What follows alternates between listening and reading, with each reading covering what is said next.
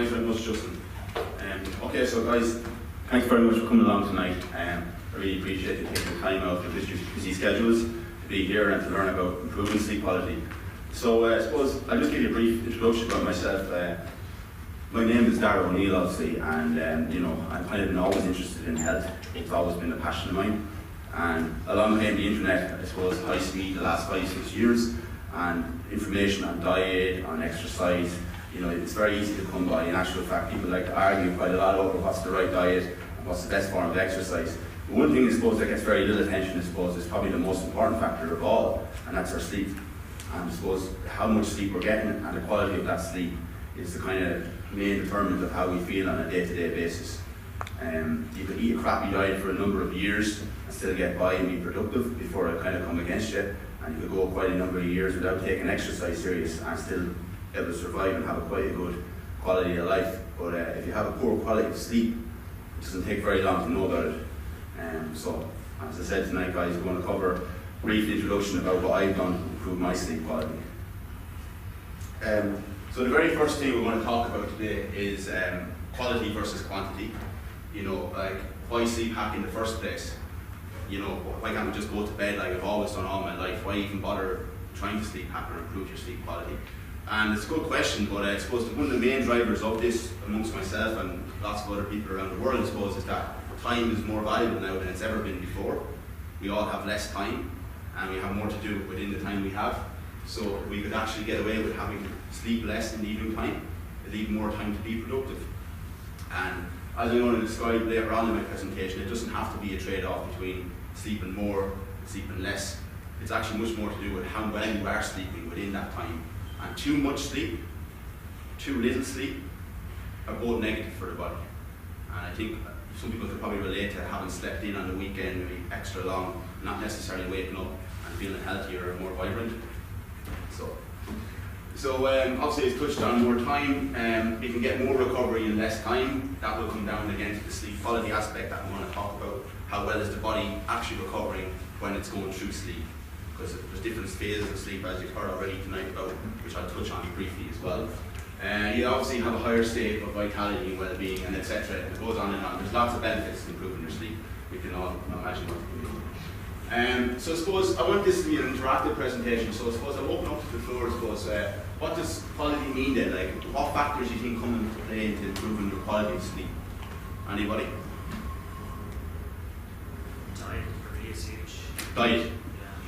Yeah, absolutely. Certainly the foods you put in your body is going to dictate how your system works, how well it operates, how your digestion is working, whether you're absorbing your nutrients, and all of them come together to improve our sleep, because you are transporting the detox in the body when you're sleeping. That's one of the primary purposes of sleeping, is to detox the body and recover from an active day. So obviously diet, anyone else? Stress levels? Stress levels, completely, absolutely, good man. Yeah, stress. Does your quality of sleep kind of define how you feel when you wake up? So if you feel great when you wake up, you kind of say, I had a great sleep. If you don't, you don't feel sluggish. Yeah, I mean, completely, of course, like, if you wake up feeling really well and lots of energy and all the rest, like, that's the natural state of how you should wake up. If you don't really feel good to go on a day-to-day basis, there probably is something going on there, not necessarily your sleep, but something. There could be an emotional issue, there's lots of things that can come into this. But yeah, certainly, I mean, you should wake up feeling like you can take on the day completely. Yeah, absolutely. So stress and diet, definitely. Anyone else? Clearing your head at night. I mean, even if you're not stressed, then you can have some thoughts in your head. Yeah. So your mindset then? Yeah, absolutely, completely. We all can relate to getting a kind of a stressful phone call late at night, and despite exercising, eating healthy, and having good sleeping routines, and not being able to sleep, emotions are huge. And then anyone else? One more? No alarm. You don't have to wake up with an alarm. You wake up natural. Yes, absolutely. So yeah, good point. This man mentioned not waking up with an alarm, waking up natural. I'll probably elaborate on what I interpret that to be later on in the slide. But of course, I mean, if you're waking up to what sounds like it's very stressful. It's a terrible way to start the day, to have an alarm beeping at you. So yeah, completely. So that's it, guys. So this is what I've brought down, the 4 things in my personal perspective, the 4 factors that influence our sleep quality. Probably a lot of overlap with what Emer would mention as well here. Now the first 2, I've highlighted in green for the simple reason that anybody in this room tonight can go ahead and actively improve on these two factors starting tonight. No technology needed, no special ties. Right now, we can all go ahead and try to improve the timing of when we go to bed and the timing of when we wake from bed. And that's tied in with our circadian rhythm. And the body actually likes to sleep at a specific time and wake up at a specific time every day. This is obviously based on hundreds of thousands, millions of years of evolution, where the sun went up and it went down, and that was the time to rest when it went down, and when the sun came up it was time to go hunt, trying to get food, build, look after the family, etc., etc. But of course this is way out of sync now, I guess, because we live in a 24/7 society and we can override that easily. But without any technology or special advice, we can all improve our going to bed with more discipline. Obviously the quantity of sleep then comes in as well. Disciplining yourself to get what you consider the right amount of sleep. So it's not 4 hours a night, it's not 10 hours a night, but it's in that range. It's between that, depending on your genetics, on other factors. But most people are 7 to 9 hours a night is what they need. So you need to actually rest enough and go to bed at the same time. That, without any technology or hacks, will get you halfway there, or 80% of the way there. So the third thing then is sleep latency. If you're actually tossing and turning when you go to bed, it doesn't matter if you go to bed for 12 hours, but you're not actually able to get sleep. That's self-explanatory. So a low sleep latency would mean you can fall asleep within 12 minutes.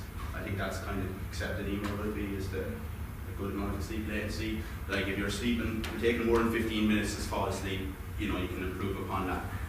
That's the general consensus on that. And then obviously the big one, of course, when it comes to all this technology and what we're here to talk about tonight, is actually sleep architecture. And the sleep architecture comes down to actually how your sleep cycles are developing and how you transition in and out of them throughout the night. So that's the reason we can talk about sleeping less and improving the quality, because what really happens when we're asleep is determined by a lot of different things, and that's the sleep architecture. So the one thing we really want to improve upon is our sleep architecture. We want to increase our sleep quality. That'll be probably the most people came here tonight to learn about the fourth one, I'm sure. So then it comes down to how do we go about doing this. We have the why we want to do it: sleep quality over quantity, sleep less, have more energy, have more vitality. And how we go about this then is taking on certain environmental factors to begin with. Some of them were mentioned at the beginning. Diet was brought up as well. That's surely something we have in our environment. If we keep healthy foods at the house, we're going to eat them. And it's just really kind of comes down to having that discipline, I guess. So the first one we're going to talk about tonight is actually light. Now, light is probably the single number one I think the technical term is a Zeitgeist. It's actually the number one driver for when we want to actually feel asleep, which is why in the evening time when the sun goes down and we turn off our computers, we do naturally start to feel more sleepy, because that's a cue that the body uses to know that it's time to go to bed, time to rest, it's time to recover. So the second one I'll be talking about then, obviously light is still the number one. It's the number one cue the body uses to know when it's time to go to sleep. And they have done experiments where they put people in 24-hour blackout rooms or whatever with no light, and they still sleep on I think it's a 25-hour cycle rather than 24, is that right, Emer? 25-hour cycle. So the body actually has a cue that it operates off either way, but it uses light as the number one determinant for when you should go to sleep and fall asleep. Temperature is huge. Try to sleep in a cold environment. That's too cold, you won't be able to, be very uncomfortable. Or likewise, a too warm environment on the other end, another thing that's going to make it very hard to get good quality sleep. One that's not as much talked about then, I suppose, would be the air quality. And obviously that's something I'm going to elaborate on later on in the slides. Breathing is probably something I think is probably the most important of them all. Really is up there. It really is important. Like, you need to be nasally breathing in and out through the nose, ideally, all the time, particularly when asleep. When you breathe in through your mouth, it causes a kind of a panic response in the body. If you've ever seen a child jump out in front of you when you're driving a car, or see a wild animal, you take a big gasp of breath in through your mouth, and that's a primal instinct to kick into the fight, or freeze response. And actually chronically breathe through the mouth is kind of activating high cortisol stress levels all the time. And then electromagnetic interference. We live in a kind of a technology age now where we have all other kind of factors like radio waves, Wi-Fi, routers everywhere, and that's something that would probably have a small impact on sleep quality. Okay, so here we go. So these are Darragh's 2 laws to improving our sleep quality, the commandments as I call them. So this is something that most people in the room should probably try prioritising right now if they want to improve their sleep quality. These are the easy wins. You want to go to bed in a perfectly blacked out environment for the simple reason that if you have any light in the room whatsoever when you're trying to sleep, the studies have been done on it, it just affects your sleep quality. There's actually one study done where they shine a little laser light on the back of someone's knee in a perfectly blacked out room, and it was shown to actually affect the sleep cycle and the quality, even that small amount of light. So, but of course when you do actually black out a room like I've shown on the left here, and I have done that myself, it creates another problem because you want to actually wake up then. And that's hard to do because the body uses light as a cue to wake up. And if you have a perfectly blacked out room, well, you've fixed one issue, but you've created another one. So that's where these other devices called sleep wake-up lights come in. Has anybody heard of these? Yeah, that man back in the back row. Grant, have you got one? I'll consider getting one, maybe a Christmas present. Christmas present, excellent. Good choice. Everyone can add that to their Christmas list now, right now. But absolutely, because you naturally will go to bed when it's pitch dark out, and then we wake up in the presence of the sun in the morning, and the body likes that kind of a routine and that kind of a cue. So the first thing you can do to improve your sleep quality, touched on what that man said about waking up to an alarm clock, get yourself a sleep wake-up light. Coming on from that then is the other side of light hacking, I suppose, and this will really come down to being a sleep hack indeed, would be actually to wear what's known as blue blocking glasses. And you can see there. Ladies and gentlemen, please be advised the sound will close for the evening in 15 minutes. Thank you. Sorry guys. So anyway, we can see that on your right hand side there are what are known as blue blocking glasses, and they have an amber tint to the lens that filters 100% of blue wavelength light. We know from science, I suppose, that blue wavelength light is particularly disruptive to the main sleep hormone, which is called melatonin. So you could be doing a lot of things right, but if you're kind of staring at bright LED computer screens late in the evening time, that's actually interfering with the body's ability to produce melatonin in the body. So there is computer programs available as well. One that comes to mind is Flux, another one is called Iris, that's IRIS, that actually change the colour temperature on the computer monitor, and they actually bring that blue wavelengths down, and then it makes it easier to get work done while still being able to get into a good quality sleep. But yeah, the die-hard way is to wear them kind of creepy looking glasses, I guess, But just at home when no one's around. Okay, so the next one then, guys, is going to be temperature hacking. So that's going to come down to, I suppose, just trying to keep temperature in a kind of optimum range within your sleeping environment. Some people sleep in rooms that are way too hot.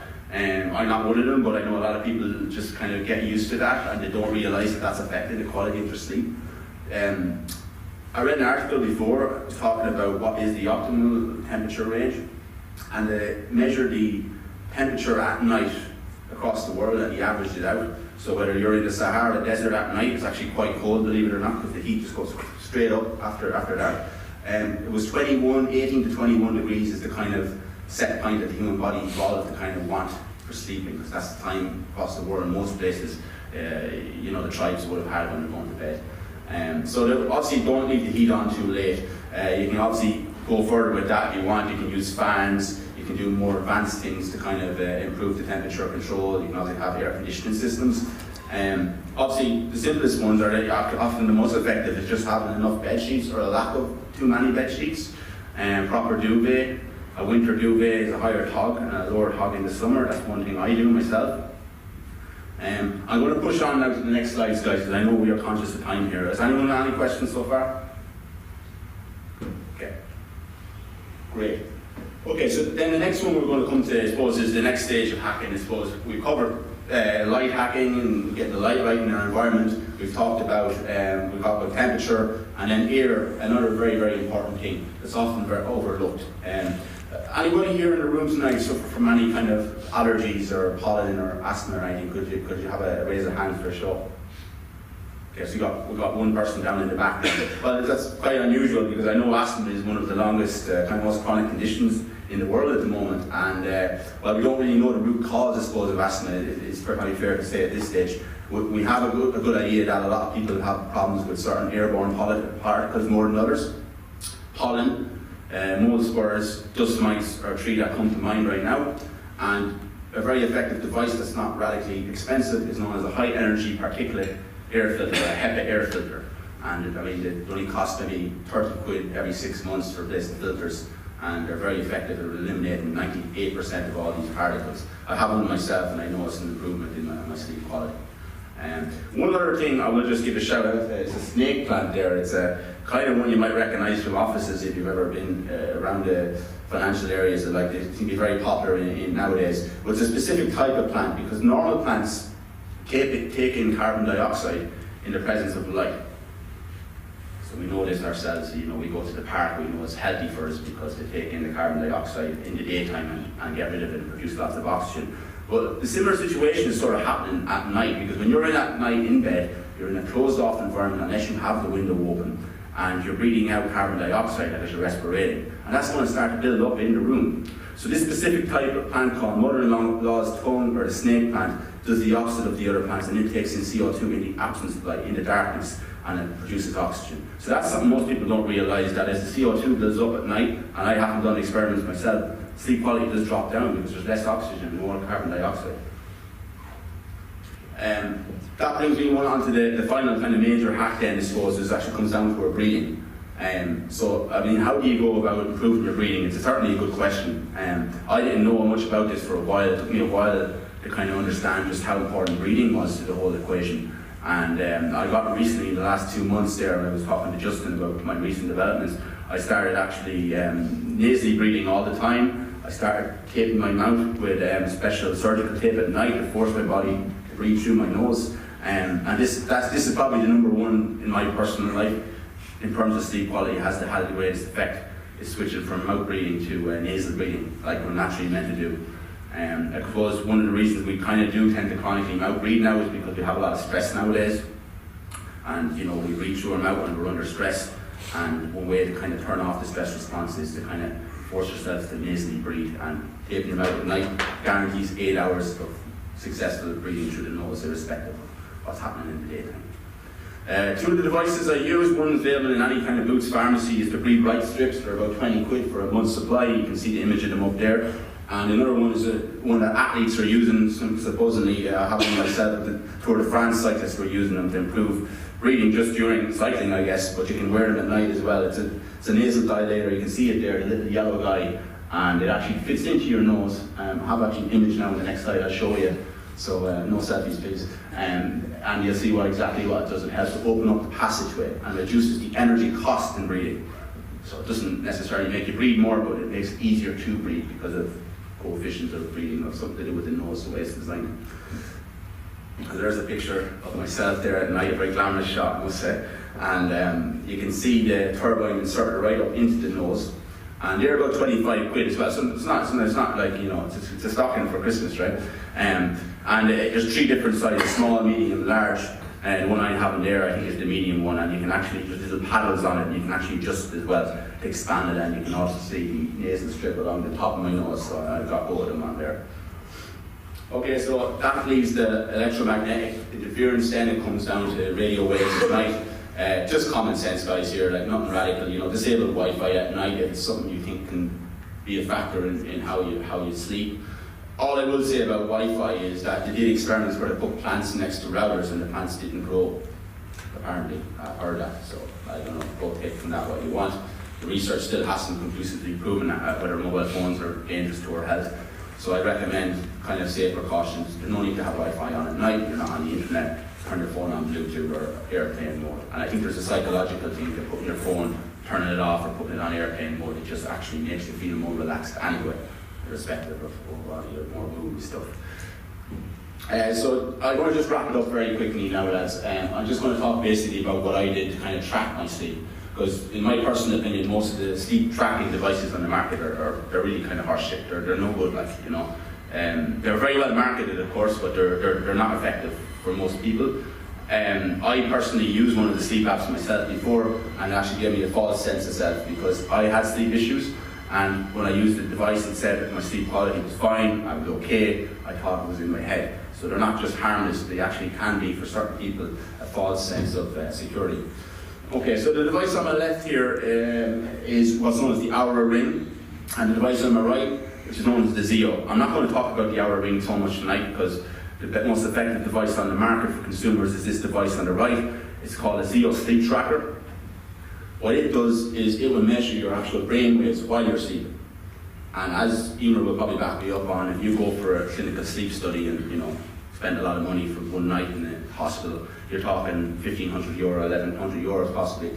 You get what's known as a PSG or a polysomnography, and that's a complete sleep study where you get your brain waves read using an electroencephalogram, you get your muscle tension, your eye movements, you take all these things into account, and that's surely more effective than this. But in a randomized trial on PubMed, this was 80%, I think it was 88% as accurate as the actual full study, which I thought that was amazing. So this is really truly an accurate way for us to actually examine our sleep quality.